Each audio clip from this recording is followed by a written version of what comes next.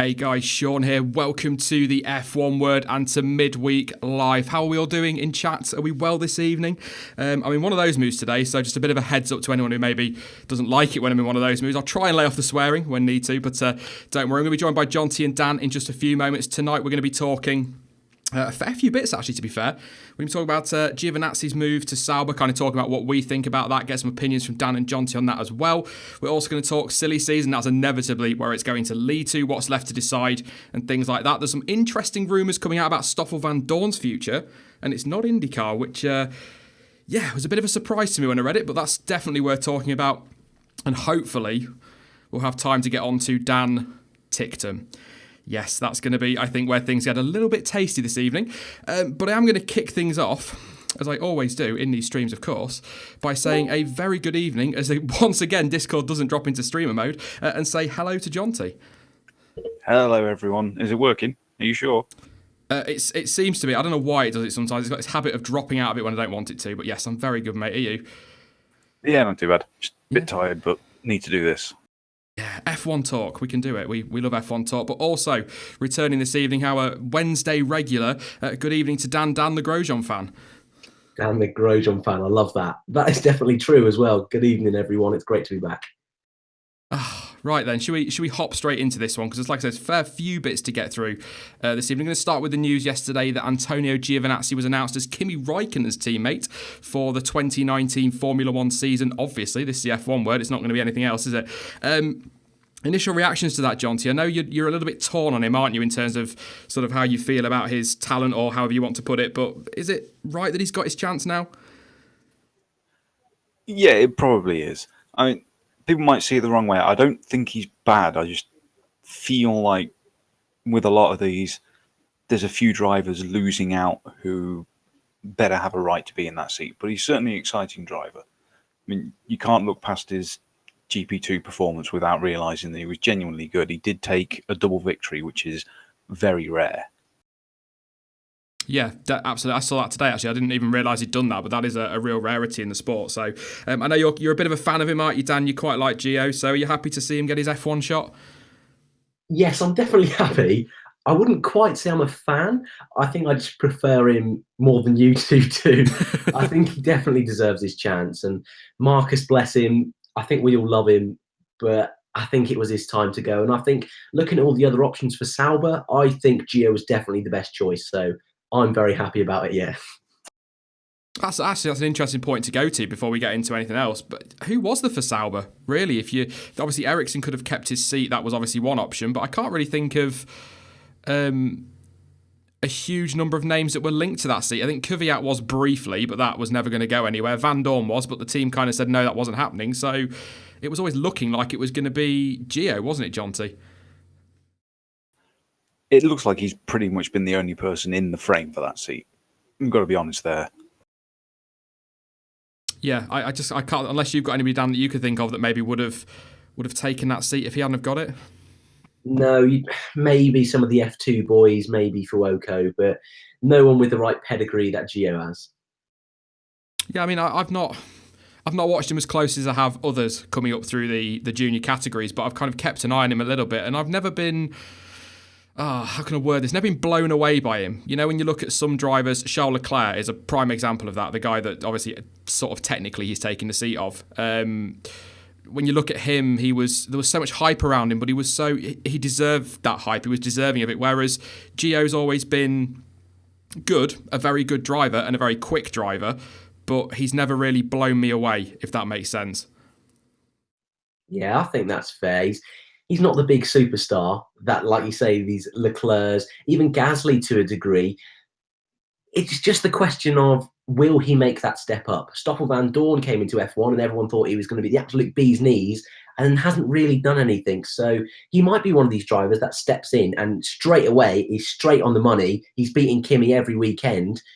And we're all saying, well, yeah, of course he deserves that chance. It'll just be in those early races whether he can settle in quickly or if he'll just end up like a Van Dorn and those sort of drivers. Yeah, I mean that's a fair point, isn't it, Jonty? I mean, we don't know what he's going to do till he gets in that car. He might surprise us all, really. As Dan was saying there, might absolutely stun us with his performances. But I still think that I got a little bit of stick for what I was trying to say yesterday in my video. I mean, when I do those news videos, they are everything off the top of my head, initial reaction. That's kind of the point of them.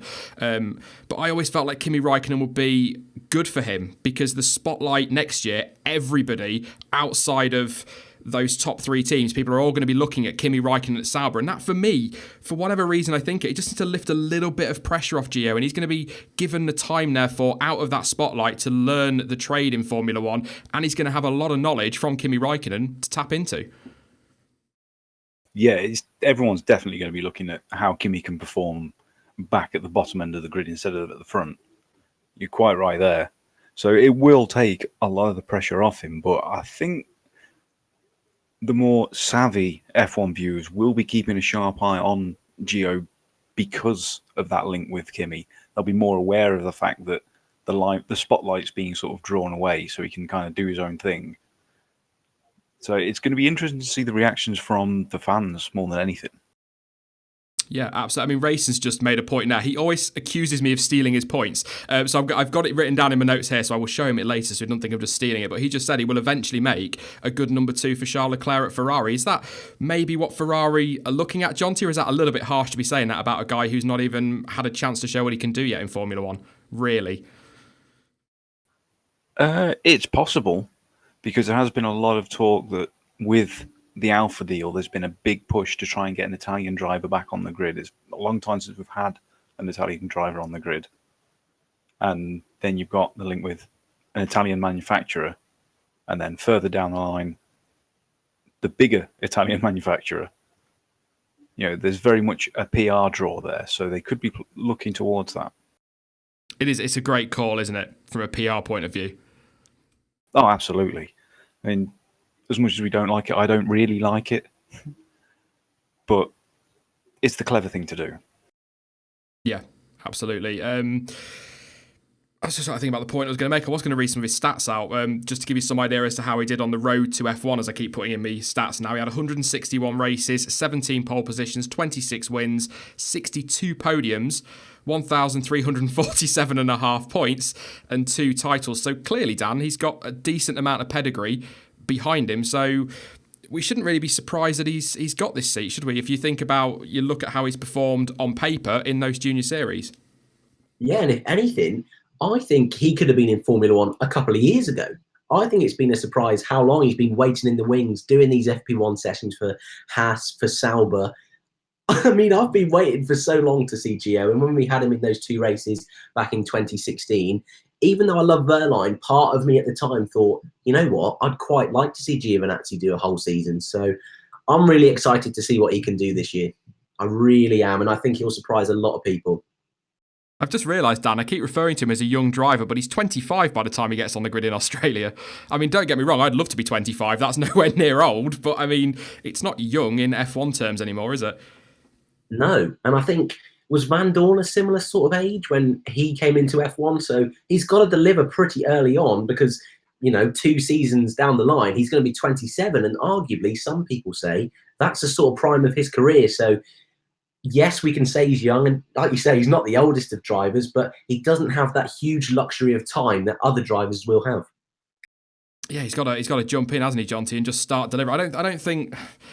It's going to be another situation, I think, when you look at Alonso and Van Dorn, people comparing him to Alonso. I don't think it'd be fair, as I've been saying all season about Van Dorn, I don't think it'd be fair to compare Gio to Kimi because, yes, they've got the same equipment, but there's quite a difference in terms of experience there.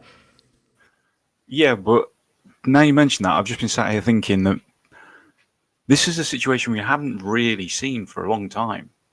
A driver that's had that break away from... So any real top level driving. So it's going to be quite interesting because you got to think, you look at Leclerc, he's gone GP3, right, moving up to F2, learn the car, learn the extra bits of tracks, learn all the new rules and regs.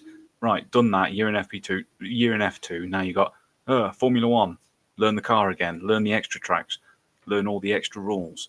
There's no break in that, it's constant, all flooding his head. He's had time to sit away and just chill, soak these things in, at his own pace. So he's going to come to the grid in a much calmer frame of mind, I think. And that hadn't occurred to me until just now, and that could serve him very well.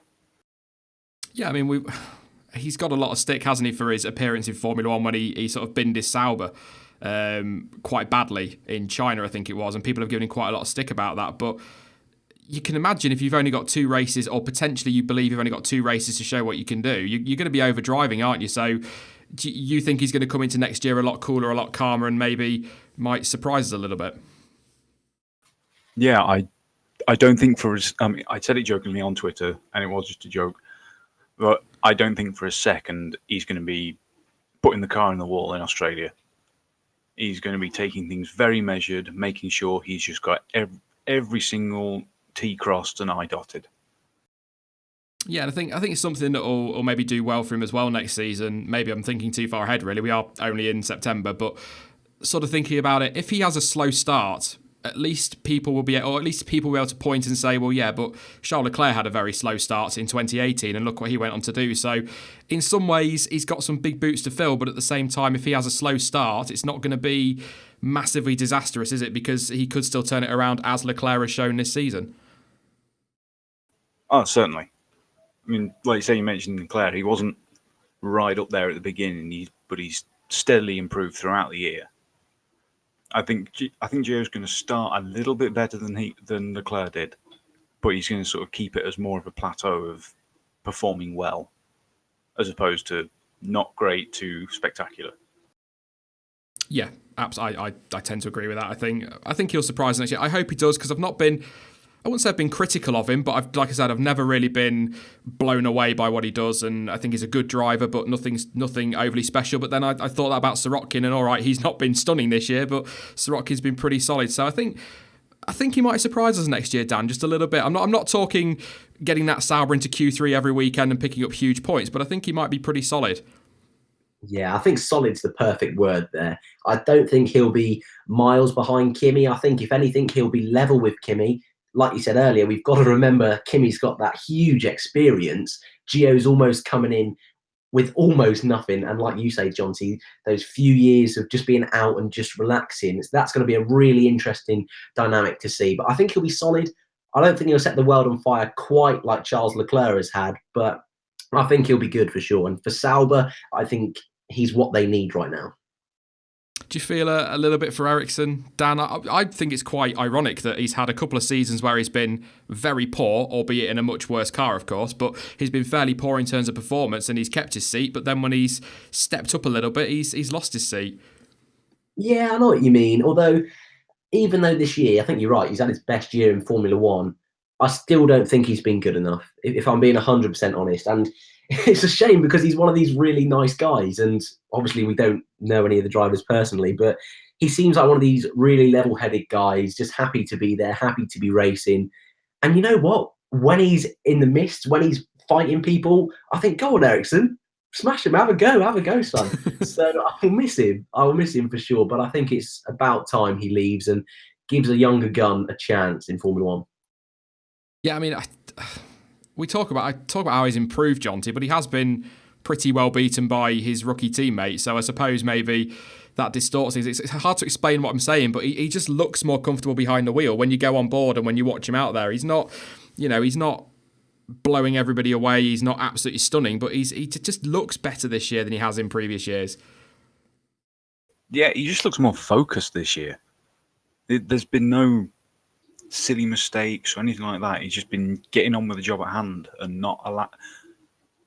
I think everyone's going to think that he's under pressure because of Leclerc coming in, but I think he's actually used it rather than suffered from it, which is, again, something we don't see very often. This is a bit of I kind of touched on this yesterday in the news video, but this is a bit of a random point I was sort of making yesterday. I'll ask you this one, Jonty, but do you think he's kept his seat because he still will bring a little bit of money to that team or his back as well? I know they're not going to pay up like they would for a race seat, but there must be some money still exchanging hands there. Well, yeah, there's got to be, because with him being retained on as third driver and having some ambassadorial role within the team, there's clearly something going on there. Yeah, so they get Raikkonen's experience in, they get a Ferrari driver in, which keeps Ferrari happy and somebody else to have a shot, and Ericsson keeps a position in the team and still brings the money. So kind of win-win-win across the board, isn't it, Dan, when you look at it like that? Yeah, I think it's a win for all parties involved, I think. I mean, even Ericsson, yes, he's lost a full-time drive, but he's still employed. He's still going to be raking in the cash.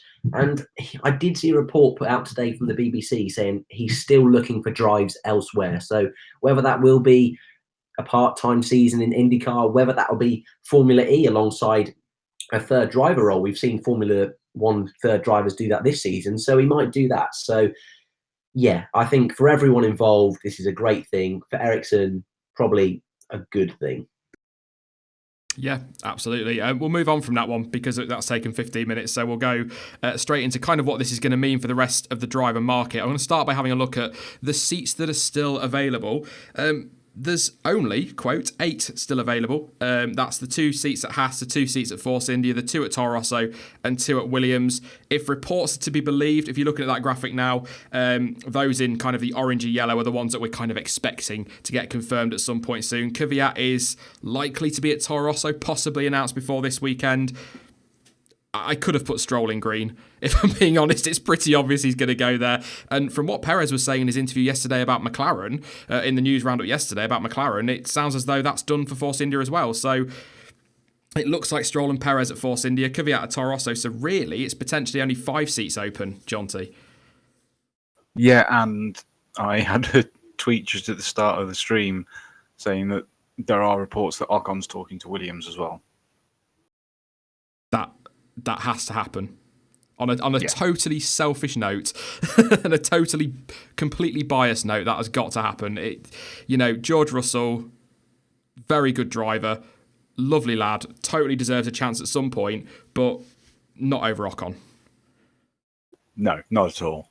And as also going on from that, as people in the chat are mentioning, there's been a hell of a lot of talk about their line to Toro Rosso as well.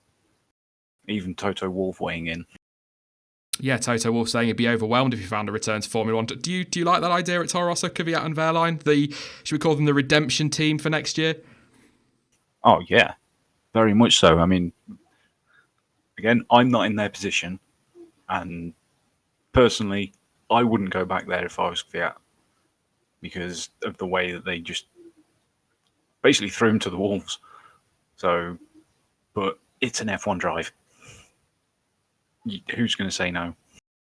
That's it. That's kind of the debate we were having the other week, wasn't it? That I totally get what people are saying. And I tend to agree the way they treated him. Well, I completely agree. The way he was treated was disgusting. But an F1 drive, for me, trumps a development role. So he's going to go for it. And you never know, Jonty, if he excels next year in that car, all of a sudden Force India might look at him. Maybe Haas will go, hang on a minute, he's better than we thought. And all of a sudden he's climbing the grid. So it's got to take those opportunities, haven't they? That's quite a tasty prospect at Toro Rosso, I think, Dan. Just a chance, 2 drivers desperate to show what they can do in F1 and a shot at redemption. Yeah, and I think that's really great for both drivers to compare them with someone who's, well, in Wehrlein's terms, he's being compared against a multiple podium finisher, someone who at one point in F1 was a respected driver. And with Kvyat, he's going up against a potential star. I mean, when Wehrlein was in Formula One, we all thought this guy could be it. He could be up there in that Mercedes team in the next few years. Yes, things didn't quite pan out as it seemed, but I think for those two, that'd be great. The only thing I'm always a bit nervous about is when a team does a complete driver change and both the drivers have gone. I don't know.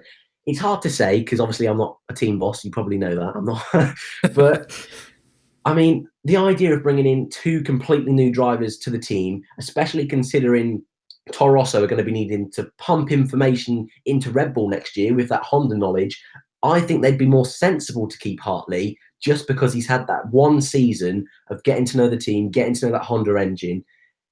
And with Gasly going to Red Bull as well, I just think I personally would like to see Hartley alongside Kvyat or Wehrlein, and I don't really mind out of the 2. Interesting. A lot of people surprised when I said yesterday in the video that Hartley was still in the frame. The reports I've seen from Toro Rosso and whatnot is that he's still one of those on the list being considered. So we can't discount him. But I think Toro Rosso is going to be Kvyat. I'd be very surprised if it wasn't, but it's going to be interesting to see who they put alongside him. Haas, Jonty, are we fairly confident that's going to be Magnussen and Grosjean again? Certainly Magnussen. Gotta say, if you think about it, that's the big unknown. With the constant spiel we've had from Gene Haas about how he wants to reward the loyalty that Grosjean's shown them, you'd have thought there'd be an announcement by now. I'm quite surprised there wasn't something on Magnussen. You know, I thought the way he was performing, he was nailed on for that, and I'm still confident he'll get it, but I'm surprised it hasn't come sooner. Certainly for him, you know, I can understand waiting on Grosjean because of how he was performing. Sorry, Dan, but because of how he was performing. But you know, Magnussen, I'm surprised he wasn't signed up when he was kind of doing so well this year, and he's tailed off this last couple of Grand Prix, and that I don't think he's under threat, but it does worry me a little bit. They might think, well, hang on, is he all that if he's having a couple of rough weekends? But I mean, you can't judge a driver on 2 bad weekends when the previous 12 were brilliant. Well, is there a case there that they're sort of making their decisions going, right, yeah, he's doing well, the other one's not. That's the way we're going to go. And then all of a sudden, when they're just about to go ahead with it, they swap. And the other starts performing well. I look at that Haas team, my gut feeling is if Toto Wolff, to use his phrase, grew some balls and released Ocon to go and get a drive, I think Haas would snap him up. Yeah, absolutely. And come on, I think we all would. But I do think Haas is just having a problem with the fact that the drivers just keep swapping places. Whenever Grosjean's doing really well, Magnussen seems to be tailing off, and vice versa. And they just can't keep it level, the pair of them, to go ahead and say, right, yeah, we'll keep them both. Yeah, it's a good point. You know, they'll want 2 consistent drivers. They don't want one driver that'll do well for half a season and another driver that does well for the other half, do they? They want the consistency. But go on then, Dan. Is Grosjean going to keep his seat next year, mate? Go on, you can make his case. Thank you. I've just been here just taking those shots. No, he will be there. He will be there. I'm telling you, he's going to be there. And you'll come back to this stream and you'll say he was right. He was right. They're going to keep exactly the same lineup. And I wouldn't be surprised if they hadn't already agreed this and they're just keeping that PR stunts going, getting the Haas name out there. Look, I think Gene Haas is right. I think they've got to show Grosjean a bit of loyalty. He was arguably going to be at that Renault Works team. And Grosjean said, you know what? I'm going to take a chance with Haas. And for the first 2 seasons, he was comfortably the best driver. And this year, he's had the team's best result of 4th place.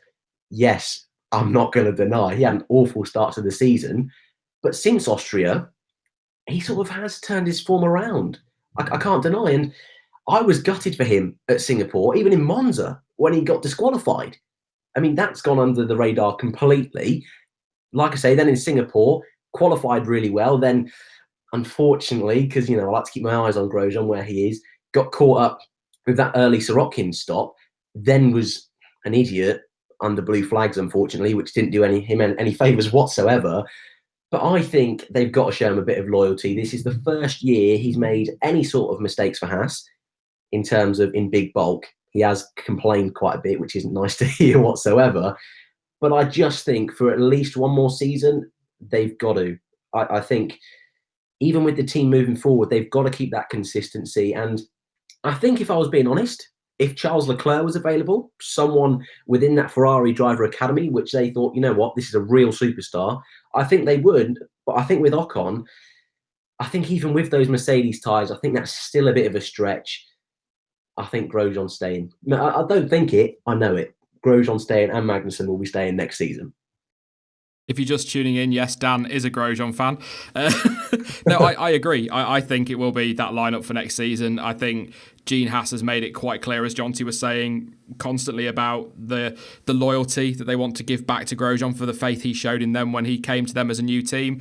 And I think Magnussen's been, even if he has a rubbish last 6 races, I still think his first 12 count for something, and he'll be signed up as well. But Force India, I'm going to ask it, Jonty, why not? Stroll and Perez, can you see that being anything other than that? Not at the moment. Stroll's pretty obvious, we know that one. And Perez's tune has changed the last week or so. and things seem to be looking like he's nailed on there. But I'm not going to say it's certain just yet. Yeah, I it's the Perez comments that I did in the news roundup yesterday when he said, he turned down McLaren. It was never a serious option because he knew what his plans were. He's happy with his plans, and then was talking the team up and his time there and how he's grown with them and how he's been there from the beginning, and then went on again to say his plans were set and he was happy. And that just sounded to me like a guy that is all signed up and ready to be announced, basically. But you never know in Formula One. There have been drivers that have signed contracts. Nico Rosberg signs a contract to stay on for another year or two and then wins the championship and retires. So, you never know with contracts. They can easily chop and change. But we'll talk about Williams then quickly, Jonty. Ocon, by the sounds of it, in the frame. Russell as well. Do you think it'll be one of those alongside Sirotkin? Because he brings the money, doesn't he? And they're going to need the cash next year. Bottom of the constructors, Stroll taking his money and no Martini. Yeah, they're definitely going to need to come up with something. And I still haven't seen anything on the sponsorship front for them. That's the biggest worry. I mean, yes, they certainly need to keep Sirotkin on for his money coming in. Potentially another pay driver, which I know would spoil the chances of Ocon getting the seat there, or even Russell. But the sponsor's the biggest problem for them. Do you think Williams would have the guts to put Russell and Ocon in there, two Mercedes drivers, or do you think they want to keep control over one seat? That all comes down to how far the Mercedes B team talks are going. If they're going well, then it will probably be Ocon and Russell. It's going to be interesting. Just very quickly, Vlogging at Charlie's made a contribution. Thank you very much, mate. He says, as a Force India fan, if Stroll is there, I'm gone. Not looking good, mate. Not looking good. Williams then, Dan, very quickly. Who do you think is going to be there next season? If I was to put my money on it, I'd go Ocon and Sirotkin. I think Sirotkin's been good enough this year, and I think Ocon is, well, we all know he's good enough to keep that seat or a seat in F1. So I think sensible for Williams, great for F1. Yeah, I think that's a very good point. Very good point, mate. But this leads us quite nicely on to Mr. Van Dorn, Stoffel Van Dorn. Don't know if you know, but I do highly rate him. He's apparently, as we know, he's out of McLaren at the end of the season. There's been a lot of talk that he could be on his way to IndyCar, kind of staying part of the McLaren family. However, reports from Dutch media are claiming that the Belgian could be heading to Formula E instead and is trying to get a deal with, I believe it's HWA, unless I'm completely making that team up, the ones with the Mercedes ties, I believe. So what do you reckon to that, Dan? You're a bit of a Formula E follower, mate. Van Dorn head that way, or do you think that's all just Dutch media stirring the pot a little bit? Well, when I first heard this story, I thought, you know what, another F1 driver going to Formula E, that's fantastic for Formula E, because that's what they're missing. They're missing the star drivers. I know Van Dorn's not quite a star driver, but these big names come into the sport. That's all Formula E needs now to get more fans in the door. The real question mark here is HWA. So I imagine a lot of you guys aren't big Formula E fans. HWA are coming in next year, and they're arguably the Mercedes team. So they're doing one full season, and then the season after that, they're becoming a fully fleshed out Mercedes team. So it seems very strange that they would take Van Dorn, a McLaren driver, when they've got so many Mercedes young drivers trying to get into Formula One, when the likes of Ocon, the likes of Russell could do a year in Formula E and then go to Formula One after.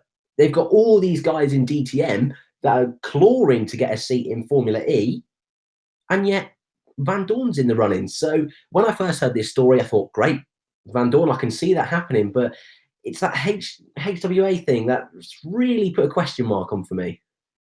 I think the rumour is that he's going to be partnered, if it happens, with, what's his name? Gary Paffett, I think. He's ex-McLaren, isn't he? I'm not too sure. I'm not too sure. Was Gary Paffett at McLaren as a test driver at some point, John, or am I thinking of somebody else? He was definitely testing for someone. Could well have been McLaren. Yeah, just an intro. What do you think of that? Van Dorn to Formula E?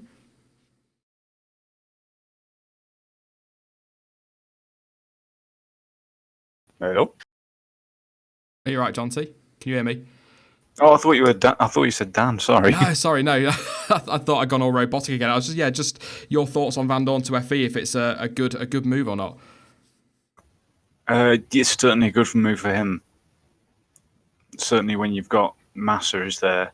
And again, no one knows how those Gen 2 cars are going to perform. I keep saying this, they are so much more powerful and so much quicker. And they are tweaking the tracks as well. Seriously, everyone, just give it a chance on its first race. You're going to be shocked. Yeah. I think it's good for him. I think it'll do... I mean, I will say, actually, in Formula E, I read something else as well. They're not using the full Monaco circuit, are they, now? They've not been allowed to by the FIA, as I understand it. No. Yeah. That puts paid to that one. Just quickly checking up, Pathé tested full-time alongside De La Rosa for McLaren Mercedes 2006. I thought he had. So the Mercedes ties are there with him, and I think he's in DTM as well, I believe. I'm probably just making all this up. But I think Van Dorn to Formula E would be a good move. I mean, IndyCar would also be solid, but part of me kind of, as a little bit of a fan, part of me really, really wants him to cut his ties with McLaren, go off to Formula E and make his own way. Because, I still think for Zach Brown to drop him, I understand why he did. That's fine. He doesn't believe he's performed. That's absolutely understandable. Drop him. But then to come out and say he has performed and it's the car that's crap is what really winds me up with Zach Brown over this whole thing. Either he's not good enough and you don't want him in the car, or he is good enough and you want him in the car. It can't be both. So I'd kind of like him to cut those ties, to be honest, Dan, and go to Formula E and make his own way. But then I'd like Ocon to do the same as well. So not to Formula E, but to cut his ties and make his own way. Yeah, I agree. And you know what? There are more and more drivers heading over to Formula E with bigger pedigree. I mean, we've got the likes of Alex Albon. He was confirmed with Nissan this week. And more drivers that have the potential to be in F1 can't get a seat and are moving over. So it'd be great to see Van Dorn there. And I think he would be a front runner. I really do. I think a lot of people are saying that Felipe Massa has a real good chance of being world champion in his rookie season. I'm not too sure about that, but I think if Van Dorn came in and he was with a good team, solid backing, yeah, I think he could. And I think you're right. I'd definitely prefer to see him there and just completely drop McLaren. I think that is what he needs to do for his career, if I'm being totally honest. Because if he goes to IndyCar and he's alongside Alonso again, I mean, there's just going to be more comparisons and more pressure. And he doesn't need that right now. He just needs a complete fresh start. And yeah, Formula E would be great for him. Sean, is it just me, or do you feel like you're sort of strapped to a chair being brainwashed with Formula E by Dan? I'm getting the urge to watch it next year. To be fair, when I saw those new cars, I was like, I'm going to give it a watch next year. And then Massa going over, Van Dorn might go. It's might be worth the watch, John T, but that might be because Dan's in my ear telling me that it's amazing and I should be watching it. Maybe. Sorry, little moment there, but yeah, I don't know. We've gone off track there on Van Dorn, but yeah, I think Formula would be good for him. I don't think it's a bad thing at all. Obviously, HWA Mercedes ties as well, which is never. I'm not saying that Van Dorn's going to be in the place for or in the frame for a seat at Mercedes F1 team, but it's never a bad side with DTM and whatnot as well to be on, is it, the Mercedes side? So yeah, I mean, IndyCar would be nice in a way because I think IndyCar is a very exciting racing series. That's the word I'm looking for. Racing series. Very exciting. I find it exciting when I do catch it. But I think Formula E will be a good spot for him. It's kind of close to F1 as well, and it's under the same FIA umbrella, isn't it, as well, John T? Possibly. Yes. Is it? Yeah. Yeah. Yes. John T's not so sure. He's not sold on it. But we're going to move on to something that might just divide us a little bit. Mr. Ticktum, Daniel Ticktum, he posted something on his social media on Monday, which many believe is pointing the finger at Mick Schumacher and accusing him and his team of cheating. I'm going to read you a little. I'm not going to read the whole post because it's just too long, but little bits of it. But he started off by saying, "Not ideal is the best way I can describe the weekend here in Austria. I don't like pointing fingers at anyone, but to be honest, this weekend the pace in the car was not there. Compared to the top two, no one on this grid had a chance. Even their other teammates, who are good drivers, were nowhere compared to them. Interesting is how I would describe their pace, and I'm confident many people in the F3 paddock would agree." Then he's gone to thank the team and whatnot. Then he's got a bit bitchy, I think is the word, with trolls and got a little bit fed up. I can completely understand because they do get very frustrating. And the line that's got everyone a little bit frustrated is I am fighting a losing battle as my name is not Schumacher. Before we get too into it, John T, what were your thoughts when you read all that from Dan Ticktum? My thoughts were, what are you doing, you moron?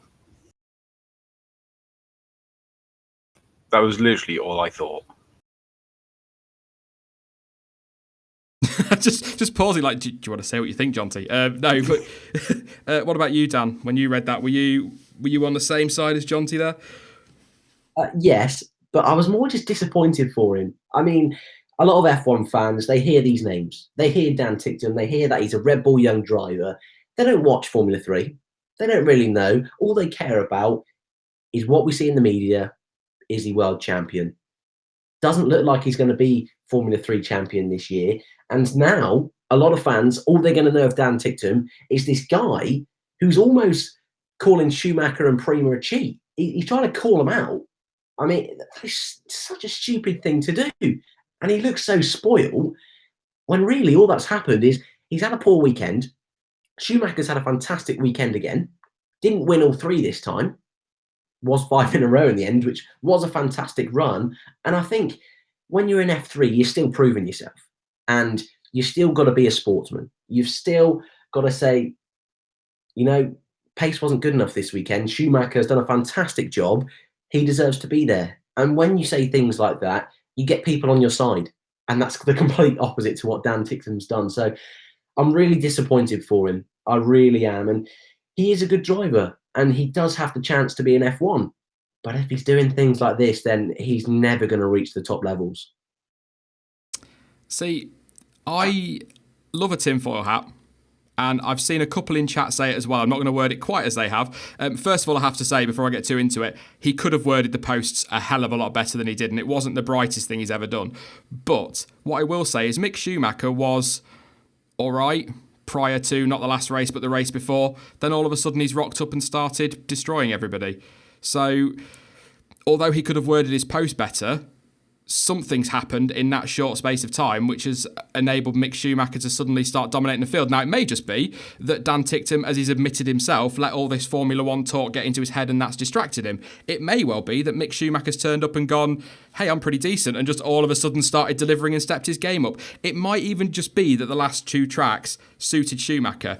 But tinfoil hat on, John T, you can understand why he's asking the question. I mean, it's not for him to ask, but you can understand why it's being asked. Maybe, if I'm being really, really nice, but he's not.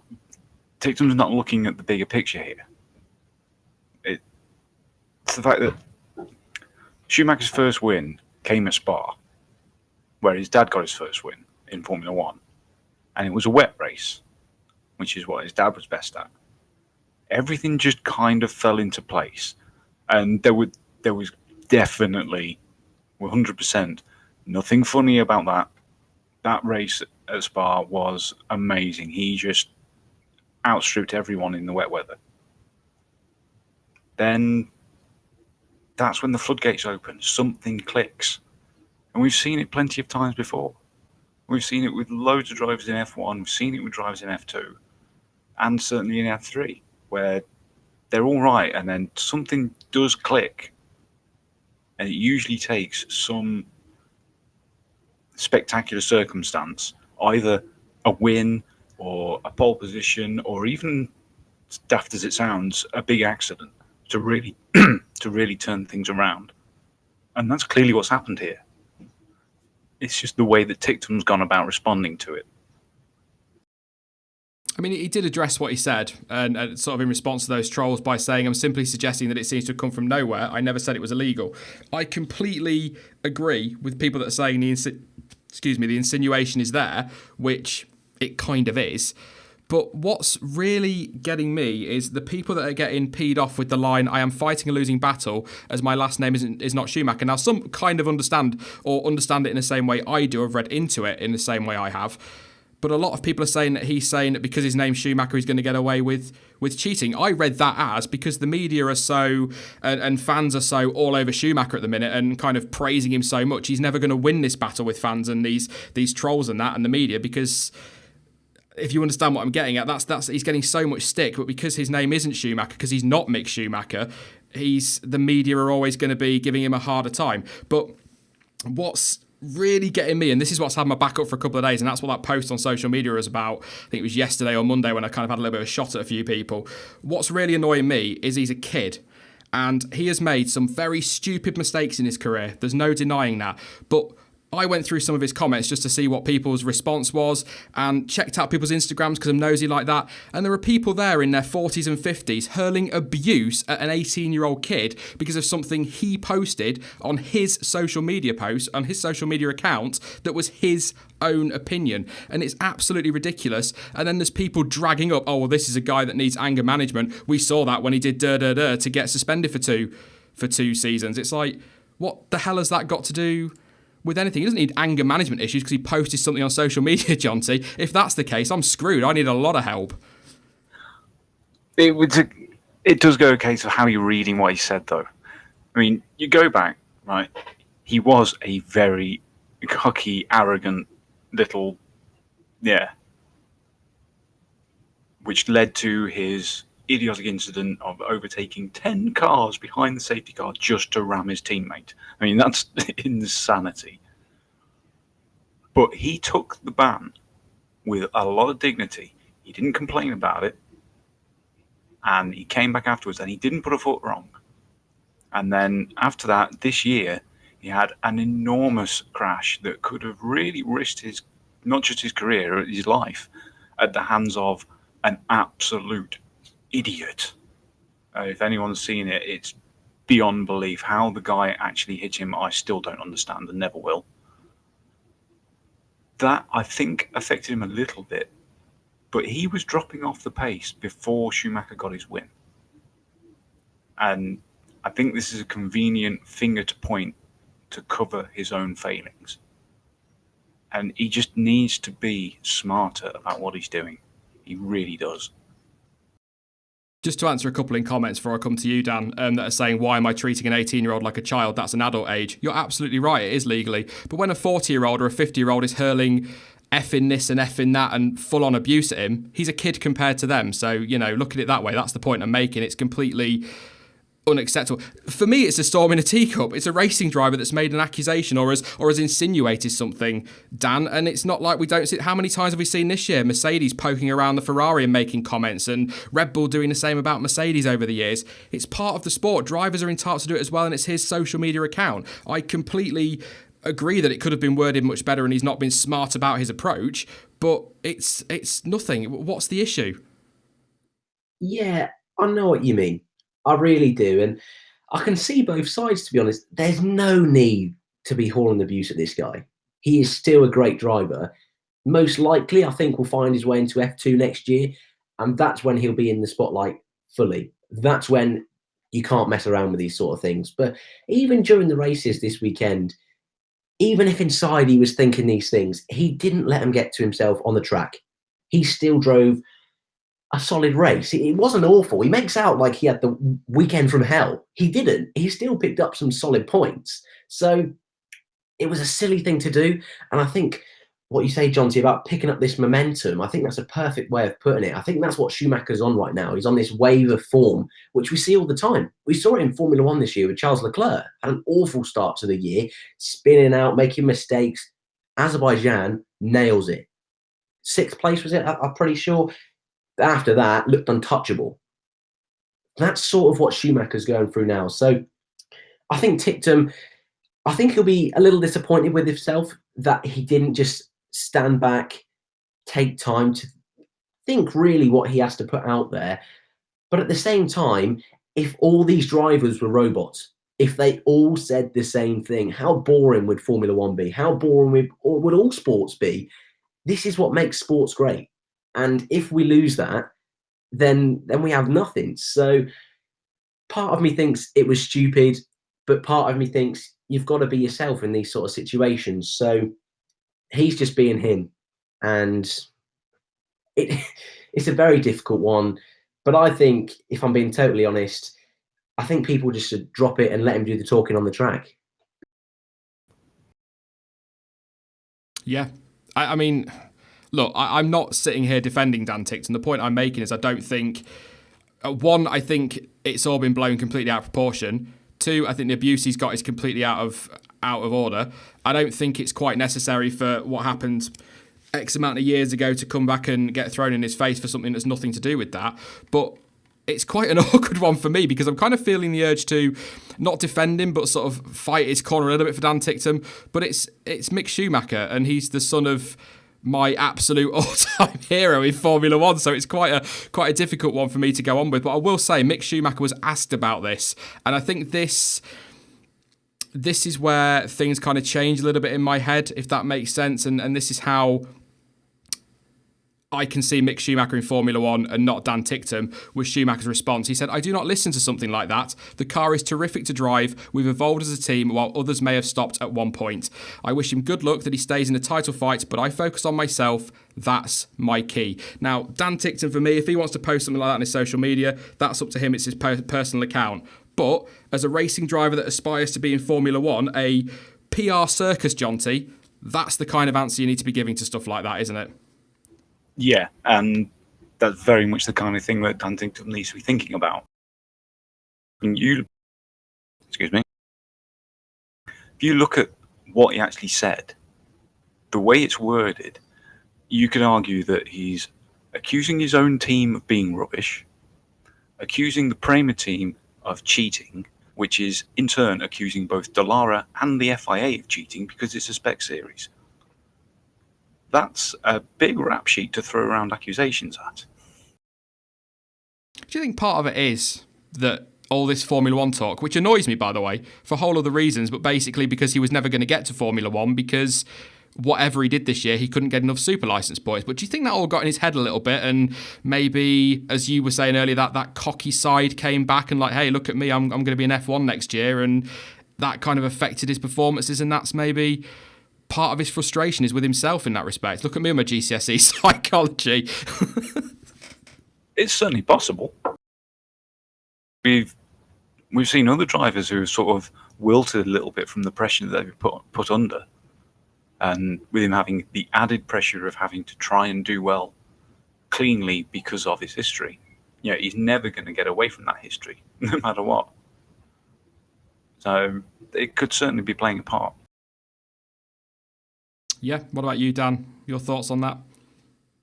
Yeah, I'm trying to think of any other driver that's done anything similar to this, and I really can't think of any driver. I mean, social media nowadays is a completely different kettle of fish. So this is something brand new for the sport. And usually all we have is these drivers that are controlled by the teams in the pens at the end of the race, and that's it. With Twitter, with Instagram, with all these new forms of social media, this is new. And I still stand by it. He shouldn't have done it. That's the underlying thing here. He shouldn't have made these comments. But the same as you, Sean, I find myself trying to defend him a little bit. And I don't know why that is really. But I think these are definitely taken out of context. But again, I do agree what you're saying, John T. He is accusing a hell of a lot of people here, which isn't a small mistake. I think he's got to come out and say something else at this point and say, look, I've made a big mistake here. I apologise to everyone. And he might have done that and I'm just not aware, but I think that's the logical next step to try and sort of save his image as best he can. Yeah. I mean, I don't know. I don't really know. What I will say, and I kind of wanted to say, and I've written it down to remind myself, I don't know if it's maybe fair to say or maybe I'm wrong, but I will say it's been a very slow news 10 days, Jonty, in terms of Formula One based on what we've had. Had this happened at the height of silly season talk, would there been the fuss made about it? Bearing in mind that this all disappeared after Giovinazzi was announced. Well, yeah, there is that point to it as well. And it would be very easy for him to make it go away. You know, come out, make a post, using all the same things that we would expect, you know, tensions running very, very high. I was very angry at the performance I'd put in, wording it that I had put in, not the team, not the car. I apologise to anyone I offended. I'm struggling because, I'm under pressure because I'm losing the title fight now, and no one would be able to question it. It's very easy to put PR fires out as long as you're smart. But I think you're right. No one would have really noticed this if it was sort of in the middle of August. Yeah, it would have been right down the bottom of most news websites, wouldn't it, somewhere? But I don't think he's worded it properly. I don't think it was the smartest thing he's done, but I don't think it deserves the kickoff that he's got. And I certainly don't. This is just me. I will post what I want on the F1 Word Twitter. I will say what I want on the F1 Word YouTube channel because it's my channel and that's what I want to do. It's for opinions. And if he wants to express his opinion and what he thinks on his social media, that's up to him. At the same time, though, as I need to understand as well, that's going to open you up to criticism, whatever you do. So you're going to get differing opinions. People will take it different ways, but I think people need to lay off him a little bit. And, people don't like the fact I'm saying he's only 18, 19 years old, but the fact of the matter is, I think somebody else said it in chat. Abuse on social media is ridiculous at the minute anyway, and it's not necessary, but there's no point saying that, John, because nobody's going to listen and I'll get nothing but abuse for it. Right, yeah, exactly. That's social media in a nutshell. We love it. We absolutely love it. Should we do some Q&A? I think we'll do some Q&A and hopefully somebody will ask something really funny and I can remove the tension from everything. I did see somebody asking about the title fight, but I'm not going to talk about that today for reasons Jonty will understand. He got a message earlier and I'm not willing to go on another full-on rant about that one. Yes, yeah, because people are saying lots of very silly things. Yeah, and then not looking up the facts before they start having to go at others for it. But yeah, let's not do that one. We will do title talk maybe next Wednesday. Actually, might be a good idea. See what happens at the weekend. There might not be much of a title to talk about anymore, but we'll see. A lot of people saying social media is not a good thing. Let's put it that way. Perhaps he needs to leave the PR to the PR team. Is something I've seen a lot as well, Jonty. Maybe just let somebody else take control of that social media if that's the sort of thing he's going to post. Yeah, well, it is literally their job.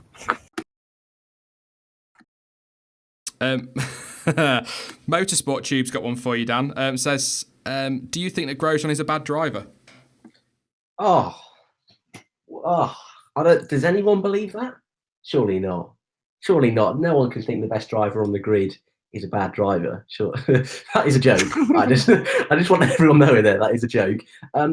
No, I think he's a good driver with bad habits, shall we say. I think that's the nicest way of putting it. I think 2012 Grosjean, yes, maybe a bad driver. 2018 Grosjean, a good driver is my answer. See, we've said this a few times, haven't we, John? For me, the best thing that ever happened to Grosjean, not the best way to go about it, of course, but the best thing that happened to him was that ban because he came back a completely different driver. Yeah, oh yeah, absolutely. Sure. Oh, sorry, Johnny. Yeah, I agree as well. Yeah, he's definitely not a bad driver, never has been. He just doesn't do well to instant reactions. That's his biggest problem. When it's something there right in front of you, go, react. He panics every single time. Kai Peterson says, will Kubica have a seat next season? To be honest, I think if Ocon and Russell are the ones that Williams are looking at, and it's likely to be Sirotkin as well, I don't see where he's going to go. He's linked to Toro Rosso though, Jonty. So then everybody's linked to Toro Rosso. I don't think he's going to get a seat, and neither does he. To be honest, from what he's been saying in the press and in the media, it doesn't look like it's going to happen. Ben McCarthy, thank you, says, how badly do we need Will Buxton over Crofty for Sky F1? A lot of talk, Jonty, that we're going to lose Crofty from Sky. Yeah, apparently that's been quashed now, as it was a false rumour. But it got an interesting conversation going on Twitter, so... Well, I've seen another report recently saying that despite the statement from Sky Sports, apparently his head is still on the chopping block. Well, I wouldn't be sad to see him go, and if they have even the slightest bit of sense, they will be throwing a blank check at Will Buxton. What about Jonathan Ledyard? I know you're quite a fan of him, John T. Yeah. As I've got to say this, as long as it's not Martin Brundle again, he is really good as a co-commentator, but for me, he just wasn't... No, I didn't like him as a main commentator, Dan, to be honest, over on the Beeb. Yeah, I'm not a fan of Martin Brundle anyway. I know a lot of people won't like that. Oh, yeah, it's getting nice and controversial at the end of this stream. But yeah, I'm not his biggest fan whatsoever. I do prefer DC, unfortunately. But Will Buxton, yes, he needs to be there. I got a lot of people reacting well when I suggested Davide Falsecchi. Oh, could you imagine? Martin Brundle stood next to him in the commentary box. It would be the modern equivalent of Walker and Hunt. It really would. It would be fantastic.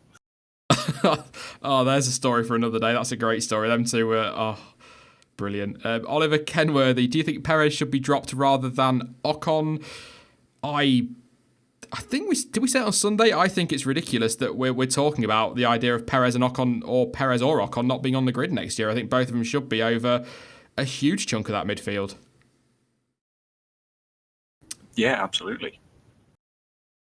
Out of the two, I'd probably take Ocon, but it would be unfair for either of them to go. What about you, Dan?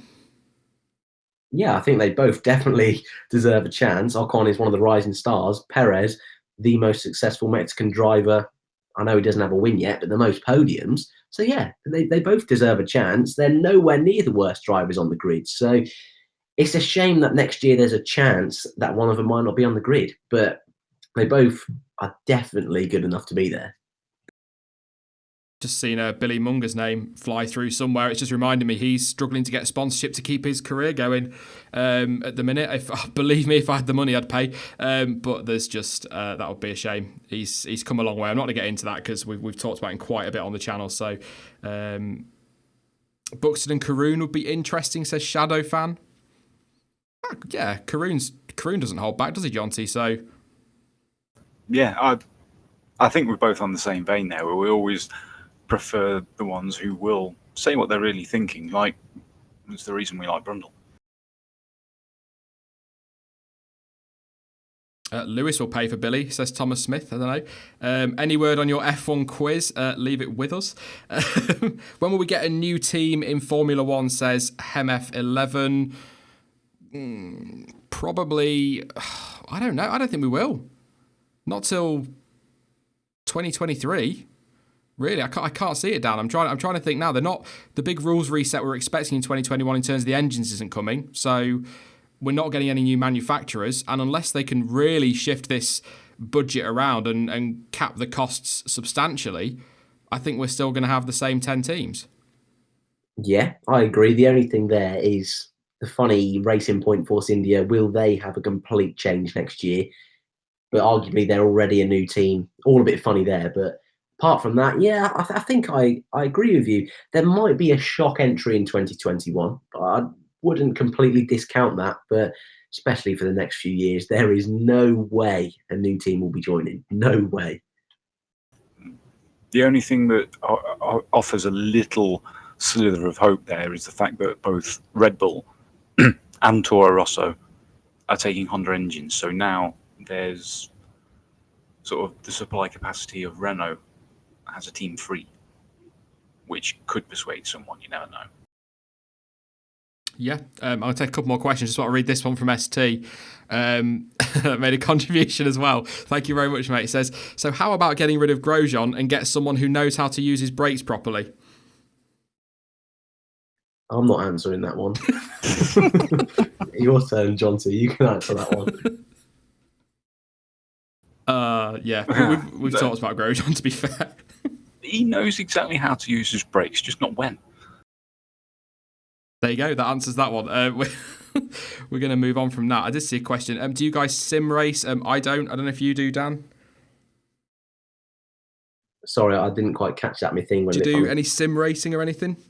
Oh, I used to. I used to do a bit of sim racing, a bit of league racing, but nothing too crazy. It was just more of a casual show up for a league race on the F1 games. I'm not really a big PC gamer, so iRacing and things like that, not really my cup of tea too much. But yeah, on the F1 game, I used to do a little bit here and there, but don't really have the time for it anymore. What about you, John? You know we talk about it, don't we, this iRacing thing, but I think I'd be terrible. Yeah, well, I talk about it because I think we've both of us getting on there with full wheel and pedals set up and just go, see what happens. It would be hilarious. I think we'd soon be kicked. But I don't do it myself. The only gaming I've ever done with any vague competitiveness was World of Tanks and MMO gaming, where it was simply a case of who could do the new content first. That one came from Stanis083, so thank you very much for that one, mate. I'm going to take one more. Have a quick scroll through. Actually, while I'm looking for another one, Basim says, what races have you been to in real life? I'll come to you first, Jonty.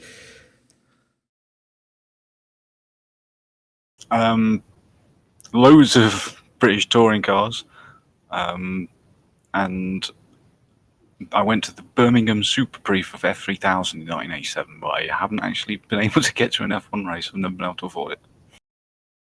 What about you, Dan? Any races? Yeah, I've been to 2 F1 races. I went to Spa in 2015, and last year I went to Silverstone. But apart from that, that's it. I mean, I don't want to say that's it as it's bad, because obviously I loved it and it's great, but they're the only ones. But it is a fantastic experience. And Jonty, you got to try and get out there, man. It is amazing. Yeah, I mean, I've seen loads of F1 cars in action. Some older ones. I don't know if there's anyone living in the Midlands of the UK. There is a tiny little sprint course called Kerbera, just outside Lichfield. If you can ever get there on a Sunday morning, do it, because people turn up with all sorts of things that have been locked away in garages. It's well worth it. Awesome. I did Silverstone 2016 and again this year as well. Probably going next year. I think there might be a few of us going. We're working on something, but yeah.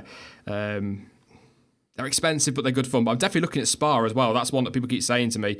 Definitely go and see it. So Nation Gurung says, Murray Walker back for the 1000th Grand Prix.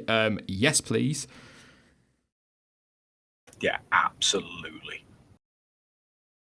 Anthony wants to know, did Jonty like my Gutierrez troll on Monday? I saw that. I ignored it because I'd already worked out that wasn't a legit post. But yeah, that was quite funny. Yeah, nice try. Just going to try and find one more. I'll tell you what, we'll go with that, scene as he asked a question as well about Murray Walker. Same guy. Where should the 1000th Grand Prix be? Now, it's being held at China. Where should it be, Dan?